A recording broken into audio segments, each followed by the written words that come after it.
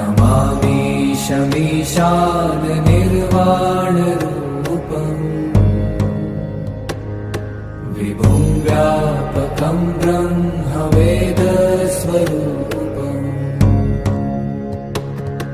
निजं निर्गुणं निर्विकल्पं निरीहम्